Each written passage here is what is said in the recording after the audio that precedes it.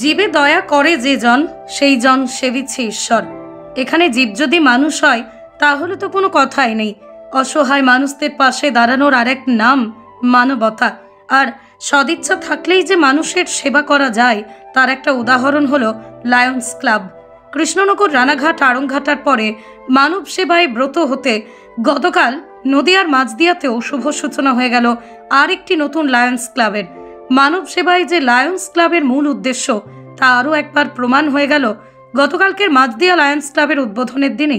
অসহায় মানুষদের কথা মাথায় রেখে বিনামূল্যে স্বাস্থ্য পরীক্ষা শিবিরের আয়োজন করেছিল তারা, যেখানে বিনামূল্যে চক্ষু পরীক্ষা, সুগার পরীক্ষা, ব্লাড প্রেসার মাপা, এছাড়াও শরীরের বিভিন্ন রোগের জন্য অভিজ্ঞ ডাক্তারবাবুরা সযত্নে চিকিৎসার হাত বাড়িয়ে দিয়েছিলেন কালকের উদ্বোধনের দিনেই। গতকাল অনুষ্ঠানে লায়ন্স ক্লাবের নিয়মাবলী আরও বিভিন্ন বিষয়ে মাঝদিয়া লায়ন্স ক্লাবের সদস্যদেরকে বুঝিয়ে দেওয়া হলো।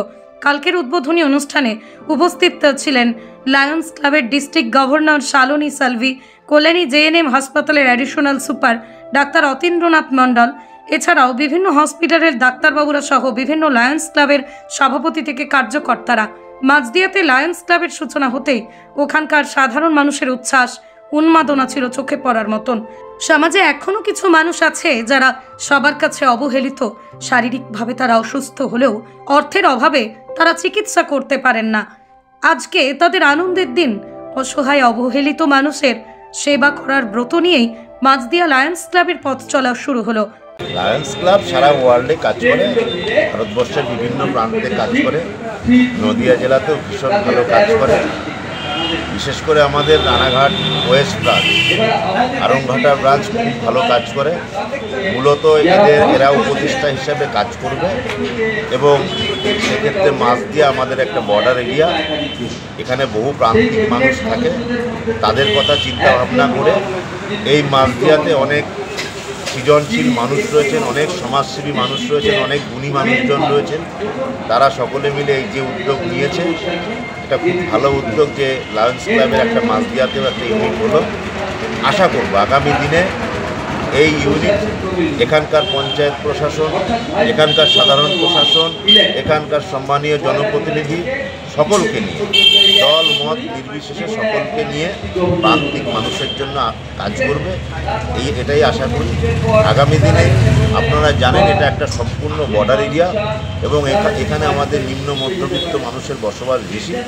সেই দিক থেকে চিন্তাভাবনা করে এরকম একটি দায়িত্বশীল সংগঠন যখন এখানে একটি ইউনিট খুলেছে, ডেফিনেটলি আশা করব আগামী দিনে প্রত্যেককে মিলে এখানকার যারা আজকে যারা নির্বাচিত হয়েছে, এখানকার মাঝদিয়া ইউনিটে যারা বোর্ড অফ মেম্বার্স যারা নির্বাচিত হয়েছে, তারা আগামী দিনে নিশ্চয়ই ভালো কাজ করবে, এটুকুই আশা। খুব ভালো লাগছে। লায়ন্স ক্লাবের বিভিন্ন অনুষ্ঠানে আমি গিয়েছি এর আগে। এরা প্রান্তিক মানুষদের জন্যই কাজ করে এবং বিভিন্ন জায়গায় অনাথ আশ্রম, বৃদ্ধাশ্রমের মতো বিভিন্ন গুরুত্বপূর্ণ জায়গায় কাজ করে এবং সারা বছর বিভিন্ন মানুষের স্বাস্থ্য পরিষেবা, আপনারা জানেন স্বাস্থ্যই সম্পদ, সারা বছর বিভিন্ন জায়গায় এরা স্বাস্থ্য পরিষেবার সঙ্গে যুক্ত রয়েছে। এদের নিজস্ব ব্লাড ব্যাংক রয়েছে এবং সারাটা বছর আপনারা জানেন যে আই স্ক্রিনিং করা এবং সেখান থেকে ক্যাটারাক্ট ডিটেকশন করা এবং সেই ক্যাটারাক্ট ডিটেকশনের পরে তাকে সম্পূর্ণ বিনামূল্যে তাকে অপারেশন করিয়ে তাকে চশমা দান করা, অর্থাৎ কিনা দৃষ্টিহীন মানুষকে দৃষ্টি ফিরিয়ে দেওয়া। এর থেকে মনে হয় ভালো কাজ আর কিছু হয় না। লায়ন্স ক্লাবের প্রচুর বিভিন্ন ভালো ভালো কাজ রয়েছে।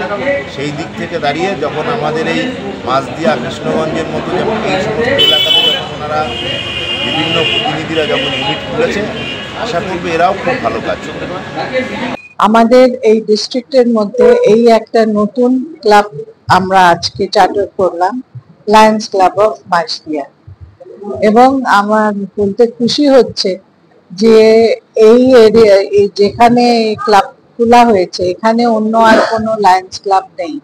ফলে আমরা এখানকার লোকেদের কাছে যত বেশি সাহায্য, যত বেশি পরিষেবা নিয়ে আসতে পারি সেটা আমরা এবার আরম্ভ করব এই ক্লাবের মাধ্যমে। এবং যারা সদস্য হয়েছেন সবাই ভেরি ইয়াং এন্ড এনার্জেটিক ছেলেমেয়েরা আছেন।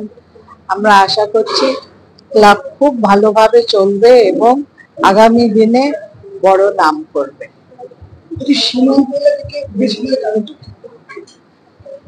সেরকম কোনো ব্যাপার না।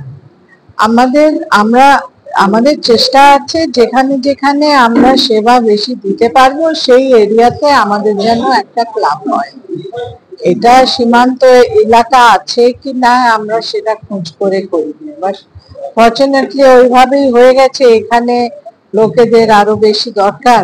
মাঝদিয়া থেকে কানাই পাল ও সুমন্ত সিংহ রায়ের রিপোর্ট, আরং নিউজ, নদিয়া।